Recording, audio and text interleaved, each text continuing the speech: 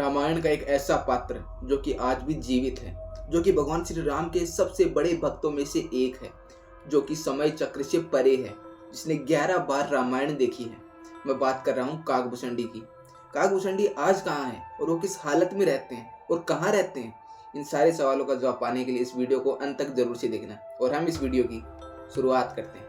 काकभूषणी आज कहाँ है ये जानने के लिए मैं आपको ले चलता हूँ एक ऐसे युग में जिसका नाम है कलयुग। आप लोग सोच रहे होंगे कि ये भी तो कलयुग ही है, तो जी हाँ, ये भी कलयुग ही है, लेकिन मैं बात कर रहा हूँ आज से काफी टाइम पहले के कलयुग की। दरअसल समय चक्र अपने आप को दोहराता रहता है। अब जो कलयुग चल रहा है, इसके बाद फिर से सतयुग आएगा, फिर से त्रेता युग आएगा, और फिर द्वापर युग आएगा, फिर से महाभारत होगी, और फिर से कलयुग आएगा। ऐसे ही काफी समय पहले के कलयुग में अयोध्या में एक आदमी का जन्म होता है, जो कि महादेव का बहुत ही बड़ा भक्त था, लेकिन साथ ही साथ वो बाकी के सारे देवी देवताओं का निरादर किया करता था। वो सबको अपशब्द कहता रहता था और भगवान विष्णु का तो आदर ही नहीं करता था। वो केवल और केवल महादेव की भक्ति करता था, बाकी किसी भी देवी देवता का वो आदर नहीं करता था। ऐसे ही एक बार अयोध्या में अकाल पड़ता है, तो वो उस अकाल की वजह से वो अपने परिवार के साथ एक दूसरी जगह पे शिफ्ट हो जाता है, जो कि है आज महाकाल की नगरी उज्जैन। वहाँ पे उसे एक ब्राह्मण मिलते हैं जो कि काफी विद्वान थे, और वो भी महादेव के ही भक्त थे। इसीलिए वो उनकी शरण में चला जाता है और उनका चेला बन जाता है, उनसे दीक्षा लेता है, और वो उसे महादेव का मंत्र भी प्रदान करते हैं। जिसके बाद वो और ज्यादा घमंडी हो जाता है और कहता है कि अब तो मेरे पास महादेव का मंत्र भी आ गया है, और विष्णु कोई भगवान नहीं है, भगवान तो केवल महादेव ही है। ऐसे ही करके वो बाकी सारे देवी देवताओं का निरादर करने लगता है। तब उसके जो गुरु थे वो उसे समझाते हैं कि बेटा, अगर जीवन में सफल होना है, अगर आराम से जीवन व्यतीत करना है और मोक्ष प्राप्त करना है, तो भगवान श्री राम की भक्ति करनी चाहिए। तो वो भगवान श्री राम का अपमान करने लगता है, और फिर वो अपने गुरु का भी अपमान करने लगता है, जो कि महादेव के मंदिर के अंदर ही कर रहा था। तभी महादेव को काफी ज्यादा क्रोध आता है, और उस जमाने के कलयुग में आकाशवाणी होती है, जो कि महादेव के द्वारा की गई थी। महादेव उससे कहते हैं कि तुमने अपने गुरु का अपमान किया, भगवान विष्णु का अपमान किया, इसीलिए मैं तुम्हें श्राप देता हूँ कि आज के बाद तुम मनुष्य योनि छोड़ दोगी और एक सर्प योनि में चली जाओगी, और जिसके बाद कहानी यही खत्म नहीं होगी, उसके बाद भी तुम्हें 1000 जन्म लेने होंगे, तब भी तुम्हारे लिए सजा कम ही होगी। ऐसा कहकर महादेव की भविष्यवाणी तो शांत हो जाती है, और उसके बाद काकभूषणी भी काफी ज्यादा निराश हो जाते हैं कि मुझे श्राप दे दिया महादेव ने। तब उनके जो गुरु थे उनको यार काफी ज्यादा निराशा से फील होती है। वो सोचते हैं कि ये मेरा शिष्य है और इसे श्राप मिल गया है। इसी कारण वो महादेव की आराधना करने लगते हैं अपने शिष्य को माफी दिलाने के लिए। जिसके बाद वो काफी दिनों तक महादेव की आराधना करते हैं, और महादेव भी सोचते हैं कि देखो, जिस चेले ने अपने गुरु का अपमान किया, वही गुरु उसके लिए माफी मांगना चाहता है। और फिर महादेव भी काकभूषणी के गुरुदेव को दर्शन देते हैं। दर्शन देने के बाद गुरुदेव महादेव से कहते हैं कि हे प्रभु, इसे गलती हो गई है, आप इसे क्षमा कर दीजिए। तब महादेव कहते हैं कि मेरा श्राप तो व्यर्थ नहीं जा सकता, लेकिन साथ ही साथ मैं इसे एक वरदान दे सकता हूँ कि जो भी अग्नि योनि प्राप्त करेगा, यानी कि जब इसकी मृत्यु होगी और ये अगला जन्म लेगा, तब इसे अपना पिछला जन्म हमेशा के लिए याद रहेगा। जब कोई इंसान अगला जन्म लेता है तो उसे उसका पिछला जन्म याद नहीं रहता, लेकिन इसे याद रहेगा। जैसे कोई मनुष्य कभी वस्त्र चेंज करता है तो उसे याद रहता है कि उसने पहले कौन से वस्त्र पहने थे, उसी तरह इसे भी याद रहेगा कि पहले ये क्या था और इसके साथ क्या क्या हुआ था। ऐसा कहकर महादेव अंतर ध्यान हो गए थे, और काकभूषणी भी वहां से चले गए थे। वहां से चले जाने के बाद काकभूषणी एक पर्वत पर चले गए।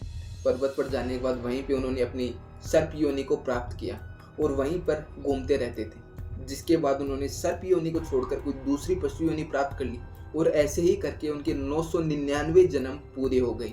अब उनका केवल एक ही जन्म बचा था, और वो उनका हुआ एक ब्राह्मण के रूप में।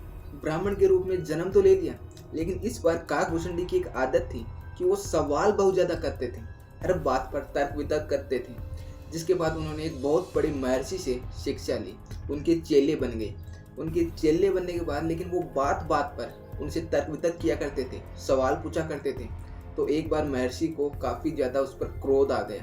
क्रोध आने के बाद उन्होंने अपना गंगा जल उठाया और काकभूषणी को ये श्राप दे दिया कि तुम बार बार मुझे अपनी आवाज सुना रहे हो, जो कि मेरी बर्दाश्त से बाहर हो रही है, इसलिए मैं तुम्हें श्राप देता हूँ कि आज से तुम कव्य योनि को प्राप्त हो जाओगी, तब कोई भी तुम्हारी आवाज सुनना पसंद नहीं करेगा।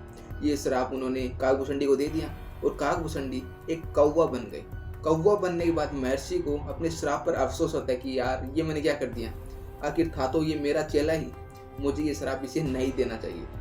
जिसके बाद महर्षि काकभूषणी को भगवान श्री रामचंद्र की पूरी कहानी सुनाने लगते हैं, उनके बारे में सब कुछ बताते हैं, जिसकी वजह से काकभूषणी अंदर से काफ़ी ज़्यादा प्रसन्न होते हैं। प्रसन्न होने के बाद महर्षि काकभूषणी से कहते हैं कि ठीक है, मैं तुम्हें वरदान देता हूँ कि तुम वापस मनुष्य हो जाओगे। तब काकभूषणी मना कर देते हैं कि नहीं, मुझे अब फिर से मनुष्य नहीं बनना, क्योंकि जो ज्ञान मुझे इतने सारे जन्मों में प्राप्त नहीं हुआ वो मुझे कौवा योनि प्राप्त करने के बाद मुझे ये ज्ञान प्राप्त हो गया है। मैं भगवान श्री रामचंद्र के बारे में जान पाया हूँ। अब मुझे फिर से मनुष्य नहीं बनना, मुझे इसी योनि में रहना है, मैं इसी में खुश हूँ। ऐसा कहकर काकभूषणी वहाँ से चले जाते हैं। लेकिन साथ ही साथ महर्षि काकभूषणी को ये वरदान देते हैं कि आज से वो समय चक्र से परे होगा, समय चक्र उसके लिए बाधित नहीं होगा, वो जब चाहे जहाँ चाहे जा सकेगा। यानी कि समय चक्र से भी परे काकभूषणी को ये वरदान मिल चुका था। और फिर काकभूषणी बार बार त्रेता युग में जाकर भगवान श्री रामचंद्र की बाल लीलाओं का दर्शन करते थे, उनका आशीर्वाद लेते थे। जब भगवान श्री रामचंद्र छोटे थे तब वो भी सोचते थे कि यार एक कौवा आता है जो कि मेरे पास आकर बैठ जाता है, मेरी तरफ देखता रहता है और फिर चला जाता है। दरअसल वो काकभूषणी ही थे जिन्होंने 11 बार रामायण देखी है और 16 बार महाभारत देखी है। और फिर उसके बाद भगवान श्री रामचंद्र ने काकभूषणी को यह वरदान दिया कि आज से जब तक तुम चाहो तुम इस पृथ्वी पर रह सकते हो, और जब तुम चाहोगे तब तुम इस देह को त्याग दोगे।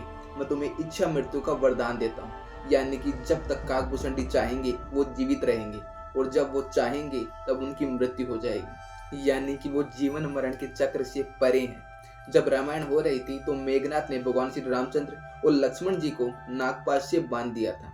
जिसके बाद गरुड़ देव वहां पे आए थे और नागपाश से भगवान श्री रामचंद्र और लक्ष्मण जी को मुक्त किया था। तब गरुड़ देव ने सोचा कि यार कहीं भगवान श्री राम परम ब्रह्म क्या सच में है, अगर हैं तो फिर ये नागपाश में बंधकर मूर्छित कैसे हो गए। जिसके बाद नारद जी ने कहा था कि क्या आपको कोई संदेह हो रहा है कि भगवान श्री राम परम ब्रह्म है या नहीं, अगर जानना ही है तो ब्रह्मा जी के पास जाओ, वो आपको अच्छे से समझाएंगे। और फिर जब गरुड़ देव ब्रह्मा जी के पास गए तब ब्रह्मा जी ने कहा कि इसका जवाब मैं नहीं दे पाऊंगा, आप महादेव के पास जाइए। जिसके बाद गरुड़ देव भगवान श्री राम के बारे में जानने के लिए महादेव के पास आए तो महादेव ने कहा कि अगर भगवान श्री राम के बारे में जानना है तो तुम काकभूषणी के पास जाओ, वो तुम्हें अच्छे से समझाएगा। और फिर गरुड़ देव पहुंचे काकभूषणी के पास और उन्होंने भगवान श्री राम के बारे में सब कुछ गरुड़ देव को बताया। तब उनकी आंखें भी नम हो गई कि मैंने भी मेरे प्रभु के बारे में ऐसा कैसे सोच लिया कि वो परम ब्रह्म है या नहीं। काकभूषणी आज भी जीवित है, लेकिन किसी अलग युग में, जहाँ पे वो भगवान श्री रामचंद्र की बाल लीलाओं का दर्शन कर रहे हैं। उम्मीद करता हूँ कि अगर वीडियो यहाँ तक देखे है और अगर मेरी तरफ से कोई अच्छी जानकारी मिली है तो वीडियो को लाइक जरूर से कर देना। और अगर आपको भी ऐसी हॉरर मिस्टीरियस वीडियो देखना पसंद है तो आप यूएस सुपर एडवेंचर को सब्सक्राइब कर लीजिए, क्योंकि राज अभी बाकी है। और अगर आपके पास भी कोई ऐसी कहानी या कोई टॉपिक है तो इसका लिंक इस वीडियो के डिस्क्रिप्शन बॉक्स में मौजूद है, सीधा क्लिक करके वहीं पर पहुंच जाइए और डीएम कीजिए। हो सकता है कि मेरा अगला वीडियो आपकी कहानी या टॉपिक पर बन रहा हो। और हम मिलते हैं इसके नेक्स्ट वीडियो किसी नए टॉपिक के साथ में, तब तक के लिए धन्यवाद।